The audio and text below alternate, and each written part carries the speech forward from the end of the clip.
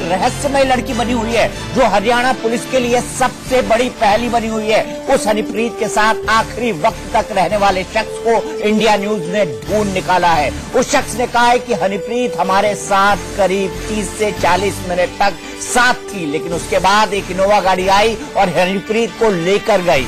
आपको बता दें, उस शख्स का नाम हम बदला हुआ बताएंगे, क्योंकि उसी के अंडरटेकिंग लेने वाले जिन लोगों का नाम पहली बार सामने आया था उसमें से एक ये है। सुनिए ये व्यक्ति क्या कह रहा है। लेकिन मैं फिर आपको खबर बता दूं, हनीप्रीत को जिस आदमी ने आखिरी बार देखा था, जिस आदमी ने हनीप्रीत, वही हनीप्रीत जिसके लिए बाबा इस वक्त जेल में रो रहा है, वही हनीप्रीत जो बाबा के सिस्टम की सबसे रहस्यमय लड़की बनी हुई है, वही हनीप्रीत जो हनीप्रीत रोहतक तक हेलीकॉप्टर में बाबा के साथ आई थी और बाबा के साथ आने को लेकर कई सवाल उठे थे, क्योंकि तब तक बाबा राम रहीम बन गया था एक मुजरिम, और एक सजायाफ्ता कैदी के साथ कैसे कोई रह सकता है हेलीकॉप्टर में, ये भी एक बड़ा सवाल बना था। और उसके बाद पुलिस ने हनीप्रीत को जाने दिया, जबकि कहा जा रहा था कि उसका भी हाथ हो सकता है, क्योंकि हनीप्रीत बाबा की सबसे नजदीकी थी। इसकी कई तस्वीरें, कई सबूत सामने आए हैं। आइए सुनवाते हैं उस शख्स का। हम उसका नाम नहीं बताएंगे, हम उसका लोकेशन नहीं बताएंगे, क्योंकि हमें भी उसकी सुरक्षा को लेकर कंसर्न है, उसकी सुरक्षा को लेकर खतरा है। लेकिन हम ये बता दें, हम पूरे ठोक बजाकर कह रहे हैं कि हमारे सहयोगी राजीव शर्मा ने उसी व्यक्ति को ढूंढा है जिस व्यक्ति को देश और दुनिया में तलाशा दे रहा है। आईबी जिसके बारे में कह रही है कि उसकी हत्या हो सकती है। डेरा ने उसके बारे में क्या बोला, उसकी हकीकत क्या है, हनीप्रीत इस वक्त कहाँ है, हनीप्रीत का जो मोबाइल का आखिरी लोकेशन मिला है वो दिल्ली के नजफगढ़ इलाके से मिला है। देखिए क्या कहते हैं, क्या कहता है वो शख्स। हम उसका नाम नहीं बताएंगे, उसका सुपर नहीं चलाएंगे, हम सिर्फ ये बताएंगे कि ये शख्स इस वक्त क्या कह रहा है, हनीप्रीत को उसने किस तरह से छोड़ा, हनीप्रीत ने क्या किया, हम सब बताते हैं आपको सिलसिलेवार ढंग से। सुनिए इस व्यक्ति को जिसने आखिरी बार हनीप्रीत को पुलिस वालों के पास से लिया। इनोवा ग्रे कलर की कोई गाड़ी आई थी, तो उसमें वो बैठ गए थे। और वो जितेंद्र और वेद प्रकाश जी के आपके साथी थे उस दौरान भी? हाँ, जितेंद्र और वेद प्रकाश जी उस समय साथ में थे, क्योंकि रात का समय हो चुका था। जितेंद्र का तो कोई रिलेटिव रहता है यार रोहतक में, वो अपने घर वहां चले गए। और वेद प्रकाश जी का पता नहीं वो कहाँ गए, कैसे गए, किसके पास गए, वो उनके साथ में गाड़ी में थे, वो वापस चले गए। शायद हो सकता है जितेंद्र जी उनको कहीं छोड़ा हो, मुझे नहीं पता कहाँ छोड़ा है, लेकिन उस समय वहीं थे। उसके बाद कहा थे मुझे नहीं पता कहाँ। जो लोग लेने आए थे हनीप्रीत को, वो लोग कितने लोग थे और कैसे थे? वो 3 लोग थे जी। एक ड्राइवर था शायद गाड़ी का, या उनके साथ था, मुझे नहीं पता, क्योंकि गाड़ी वो ड्राइव कर रहा था, तो हम उसको ड्राइवर कहेंगे। और 2 लोग और साथ में थे, जिनका नाम प्रदीप और नंद जी था।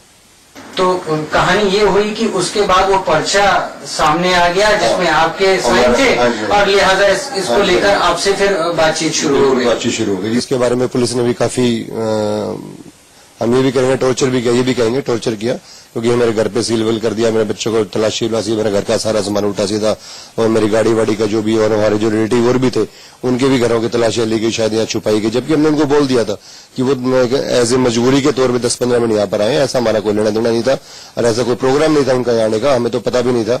और जैसे हम बता रहे हैं बार बार की 26 तारीख को शनिवार को मेरी माता जी की 13वीं थी मदर की, तो हम सारे वहीं थे। अगले दिन में वहीं सुबह 7 बजे मैं चला गया।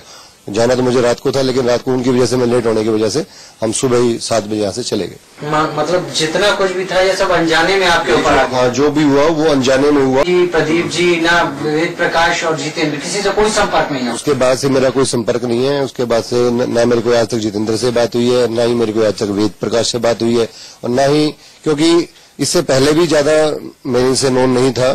खासतौर पे जो नंद जी थे या हनी जी थी या जो प्रदीप जी थे, इनसे तो मैं बिल्कुल ही नोन नहीं था। वो तो सिर्फ ये था फोन पे बात हुई, जिन्होंने फोन किया उन्होंने बताया, उनका रेफरेंस दिया कि वो लोग आ रहे हैं, और वो आपस में एक दूसरे को जानते थे, हनी जी भी वो एक दूसरे को जानते थे, तो हमें इसमें कोई प्रॉब्लम नहीं थी। और उनको बोला, हमें बाकायदा बताया गया था कि जो लोग आ रहे हैं, तो तो वो आए, उनको लेके चले गए। इससे पहले मेरा कोई वास्ता नहीं था, उसके बाद भी मेरा पूछने का कोई मतलब नहीं बनता था कि आप कहाँ जा रहे हो, कैसे जा रहे हो, कहाँ जाओगे, कहाँ नहीं जाओगे। हमने सिर्फ आपको बताया कि मैं तो उसमें भी मजबूरी बता चुका था कि मैं इसमें मजबूरी में हूँ, कल मेरी माता की 13वीं है। तो उस बात को देखते हुए मैं पहले ही घर में माहौल, आपको पता है उसमें भी कैसा होता है, घर में जब मदर एक्सपायर हो जाए तो कैसा माहौल होता है। लेकिन सिर्फ मजबूरी के वे पे के भी वो उन्होंने जब हमें ये बताया कि रात का समय, और ये बात भी सभी को पता है कि सुनहरा जेल रोहतक से काफी दूर पड़ती है, सुनसान एरिया है, रास्ता बिल्कुल सुनसान है वहाँ का, और रात का समय अंधेरा काफी हो जाता है वहाँ। लाइटिंग जो उस बाईपास वगैरह पर लाइट वगैरह फैसिलिटी नहीं है। तो इस वजह से सिर्फ ये सोच के चलो भाई गुरुजी की बेटी है वहां पर खड़ी है, तो हम भी चलो फॉलोवर है उनके, चलो कोई बात नहीं, इंसानियत के नाते ये फर्ज बनता है कि अकेली लड़की वहां खड़ी है, उसकी हेल्प कर देते हैं। जब तक उनकी गाड़ी आ रही है हम वहां पहुंच के उनको ले लेते हैं, उनको भेज देंगे। लेकिन बाद में सारा ड्रामा बना दिया जाता है और हमारे ऊपर वैसे ऐसे ब्लेम लगा दिए जाते हैं। उसको पुलिस ने काफी पूछताछ की, कई बार बुलाया, कई बार मतलब घर में तलाशी, तो काफी सीन रहा। तो उसमें भी मतलब घर में काफी परेशानी हुई। डेरे के साथ आप कब से जुड़े रहे? डेरे से जुड़े सर 10-15 साल तो कम से कम हो चुके हैं। हाँ जी। जाते रहते थे सिरसा और जाते रहते थे गुरसर मोरिया? नहीं, गुरसर मोरिया हमारा कोई लेना देना नहीं था। गुरसर मोरिया हम कभी नहीं गए, क्योंकि सत्संग में हमारा जाना आना होता था। हम बिजनेसमैन आदमी है, छोटा सा मेरा काम है, ज्यादा लंबा चौड़ा काम नहीं है, हैंड टू माउथ वाला काम है। तो संडे को जैसे फ्री होता है थोड़ा सा आदमी, तो संडे को ही सत्संग होता था ज्यादातर। तो महीने में, 2 महीने में, 3 महीने में जैसे भी समय लग पाता था, तो हम संडे को सुबह जाते थे, शाम को सत्संग सुन के जैसे लाखों करोड़ों लोग जाते थे, तो वैसे ही सुबह गए शाम को आ गए। इससे ज्यादा हमारा कोई टच नहीं था। और गुरसर मोरिया कहे तो खासतौर पे गुरसर मोरिया में आज तक नहीं गया कभी। जैसे अभी आप मुझे बता रहे थे, वो फोन में आप पिक दिखा रहे थे, तो मैं मुझे उसके बारे में भी नहीं, ये सुना जरूर है क्योंकि हमारी एक मैगजीन आती है सच्ची शिक्षा करके, उन चीजों में ये चीजें आती है, कई बार इनकी पिक्चर वगैरह आती है, तो कुछ है। बाकी मैं कभी सिरसा के अलावा कहीं नहीं गया, गुरसर मोरिया वगैरह या और जो बाहर डेरे हैं मैं कभी नहीं गया, उसके बारे में मुझे कोई नॉलेज नहीं। इन्होंने अपनी पूरी कहानी बता दी। इनका ये कहना है कि केवल उस एक अंडरटेकिंग के साइन के चलते इनको तमाम परेशानियां झेलनी पड़ी। इनकी कोशिश तो थी कि किसी की मदद कर सके, और वो भी डेरे की संचालिका की तरफ से, जो इस वक्त देख रही थी, उनकी तरफ से फोन आने के बाद। लेकिन इन्हें पता नहीं था कि उसके बाद इन्हें इतनी परेशानियां झेलनी पड़ेंगी। संजय जी ने अपनी तमाम प्रीत को इन्होंने लिया, अपने घर पर लाए, एक एक कहानी हमारे साथ साझा की है, और सिर्फ यही कहना है कि ये तो अनजाने में ही इस सारे झमेले में फंस गए, जिसका इनको बहुत कुछ नुकसान भी हुआ है, बहुत कुछ परेशानियां भी इनको झेलनी पड़ी है। तो सबसे बड़ी खबर, हनीप्रीत को जिस शख्स ने रात 10 बजे इनोवा गाड़ी में छोड़ा था, हनीप्रीत को जिसने लिया था जहां पर वो बाबा राम रहीम के साथ रोहतक की सुनहरिया जेल पहुंची थी, हनीप्रीत के बारे में एक एक बात इसने बताई है कि कैसे उसने इनोवा गाड़ी से हनीप्रीत को छोड़ा और आखिरी बार रात 10 बजे देखा। हम इस व्यक्ति का नाम नहीं बताएंगे, हम इस व्यक्ति का आपको और कुछ जानकारी इसके बारे में नहीं देंगे, क्योंकि इसको अभी फिलहाल खतरा हो सकता है। हम उसकी सुरक्षा के लिए ले रहे हैं। और मेरे साथ मेरे 3 सहयोगी जुड़ रहे हैं। राजीव शर्मा जुड़ रहे हैं, मेरे सहयोगी राजीव शर्मा इस वक्त हमारे साथ एक अज्ञात लोकेशन से बने हुए हैं। मैं राजीव से ये भी रिक्वेस्ट करूंगा कि राजीव कृपया हम इनका नाम न बताएं, इनका ये न बताएं कि ये इस वक्त कहां पर मौजूद है, लेकिन आप ये जरूर बताएं कि उसने, और बिना किसी का नाम लेकर बताएं कि आखिरी वक्त क्या हुआ। राम रहीम की तथाकथित बेटी, जो उसकी रहस्यमयी प्रेमिका भी बनी हुई है, कथित तौर पर जो उसकी सबसे बड़ी राजदार बनी हुई है, कथित तौर पर आईबी जिसके बारे में कह रही है कि उसको शायद मार दिया गया है, कथित तौर पर वो हनीप्रीत इतनी रहस्यमय क्यों है और ये व्यक्ति इतना इंपॉर्टेंट क्यों है सभी के लिए।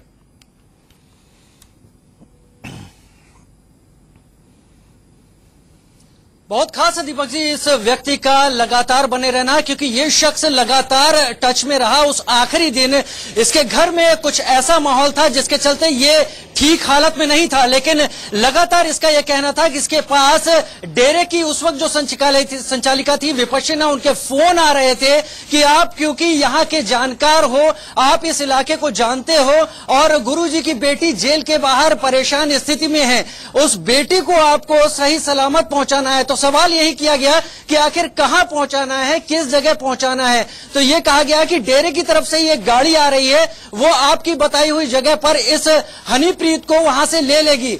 लेकिन वो इंतजार इस शख्स का लंबा होता गया। हालांकि ये शख्स लगातार ये कहता रहा कि मेरे घर में हालात बुरे हैं, मेरे घर में एक मातम की स्थिति है, मैं नहीं रुक सकता। लेकिन उस पर दबाव लगातार बनाया जाता रहा। और फिर रात में देर रात जब इससे तमाम पुलिस अधिकारियों ने भी उस वक्त पूछताछ की, आप कौन हैं, कहां से हैं, किस लिहाज से जुड़े हुए हैं, तो यह पता चला कि 15 साल से ये डेरे के संपर्क में लगातार रहा है। और उसके बाद इस शख्स को कहा गया कि ये ले जा सकता है हनीप्रीत को।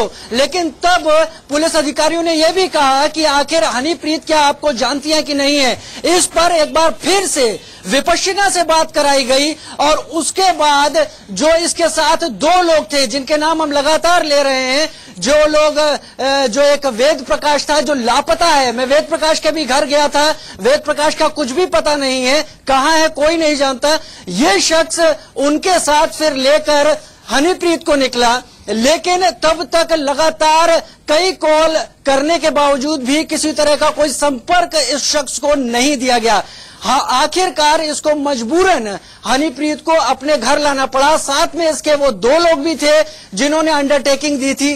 करीब 40 मिनट का वक्त हनीप्रीत ने इसके घर के कमरे में गुजारा। और इसका यह कहना है कि हनीप्रीत उस वक्त गुमसुम थी, अकेले बैठी हुई थी, चुपचाप थी, किसी से बात नहीं कर रही थी।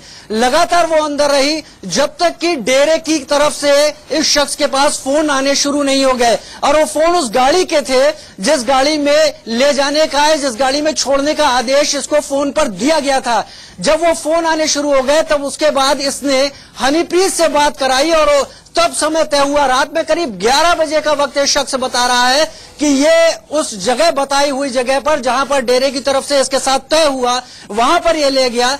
गाड़ी इनोवा गाड़ी थी जो खुलकर कह रहा है। इनोवा गाड़ी में 3 लोग सवार थे। एक शख्स जो कि ड्राइविंग सीट पर था वो उस सीट से लगातार नहीं हटा, वहीं बैठा रहा। तो इसका यह मानना है कि शायद वो ड्राइवर हो या यह भी हो सकता है कि वो कोई और हो। 2 लोग गाड़ी से उतरे और उन 2 लोगों ने अपना नाम नंद जी और प्रदीप बताया।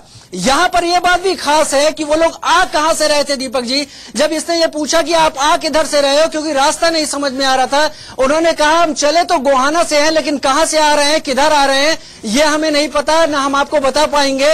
आप हमें अपनी लोकेशन बताओ, उस हिसाब से हम आपसे मिलेंगे। उसके बाद हनीप्रीत को लेकर ये गाड़ी निकल गई किधर, उसके बारे में जब इसने पूछा कि क्योंकि मुझसे सवाल जवाब किया जा सकता है, तो इस शख्स को यह बताया गया कि हम हिसार की तरफ जाना चाहते हैं। लेकिन फिर गाड़ी कहां गई, फिर हनीप्रीत कहां गई, न इस शख्स को पता है न कुछ भी। और उसके बाद से लगातार इस शख्स को पुलिस की तरफ से सर्च झेलनी पड़ी। इसके रिश्तेदारों के घर तक में सर्च की गई। अभी भी यह शख्स बहुत बुरी तरह से डरी हुई स्थिति में है। जिस बात की हम लगातार बात कह रहे हैं, जिसको आप भी लगातार कह रहे हैं, वो इस शख्स ने दोहराई कि मुझे खुद पर भी खतरा है, इसलिए मैं अब ज्यादा किसी से बात नहीं करना चाहता हूं, मैं खुद परेशान हो गया हूं इन सारी चीजों से। लेकिन जब हमने जोर दिया कि क्या आप कुछ और बता सकते हैं कि हनीप्रीत कहां गई हो सकती है, इसने सिर्फ इतना कहा कि आखिरी मैंने उनकी बातचीत यही सुनी थी कि हमें हिसार की तरफ कहीं जाना है। कहां जाना है ये उन 2 लोगों ने भी साफ नहीं किया और ये शख्स को अभी भी नहीं पता है। बहुत डरी हुई स्थिति में है, बहुत ज्यादा इस वक्त हिचकिचा रहा है अपनी बात करते हुए। लेकिन सिलसिलेवार इसको वो सारी चीजें पता हैं जो उस रात 25 अगस्त की रात घटी। रात 11 बजे तक इसके घर में हनीप्रीत किस हालत में थी और ये किस हालत में छोड़ने गया है, किस हालत में लेके आया है, वो सारी कथाएं, वो सारी घटना इसको सिलसिलेवार याद है। दीपक जी, क्या किसी ने उसको ये बताया कि हनीप्रीत को आखिरकार हेलीकॉप्टर में बिठाया किसने था? क्योंकि इस बात को भी लेकर कई सवाल उठे कि हनीप्रीत को हेलीकॉप्टर में किसने बिठाया था, किसने ऑथोराइज किया था कि एक सरकारी हेलीकॉप्टर के अंदर जो सजा याफ्ता मुजरिम है उसकी एक तथाकथित बेटी जाएगी।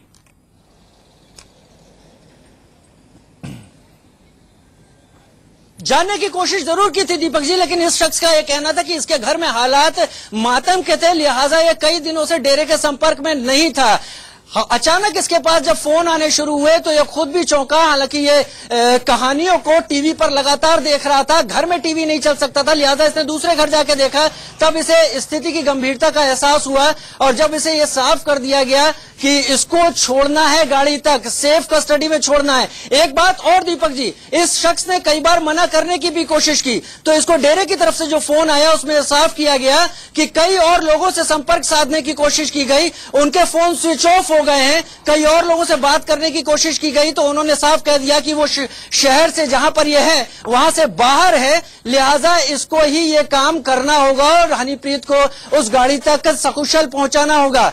उस गाड़ी में आने वाले लोगों की तहकीकात ये शख्स नहीं कर पाया, सिवाय इसके कि उन लोगों ने हनीप्रीत से भी बात की और उन लोगों ने अपनी पहचान इसको नंजी और प्रदीप के रूप में बताई। वो शख्स कौन था जो गाड़ी की ड्राइविंग सीट पर बैठा हुआ था और हिसार की तरफ जाने को कहकर ये लोग किधर गए, ये वो शख्स नहीं देख पाया, क्योंकि इसका ये कहना है कि उसके बाद ये अपने घर वापस आ गया। घर में तमाम लोग थे और घर की स्थिति ऐसी नहीं थी कि ज्यादा देर और रात में बाहर रह सके। दीपक जी, ठीक है। आप राजू मुझे ये भी बताइए साथ में कि आखिरकार इसने जब 11 बजे हनीप्रीत को छोड़ा तो इसको किसने डेरे की तरफ से फोन किया, क्योंकि डेरे का साफ साफ ये कहना था, और मैं डेरे में कोट कर रहा हूं, डेरे की संचालना विपाशना जो लगातार डीसी के ऑफिस में जा रही थी, उसका साफ साफ कहना था कि वो नहीं जानते कि रोहतक के बाद हनीप्रीत कहां गई। तो डेरे की तरफ से ये साफ तौर पर झूठ बोला गया और ये नाम जो उसे बताया गया, जाहिर सी तौर है अगर वो हनीप्रीत को भगाने के लिए थे तो उन्होंने इसको नाम भी गलत बताया हो सकते हैं।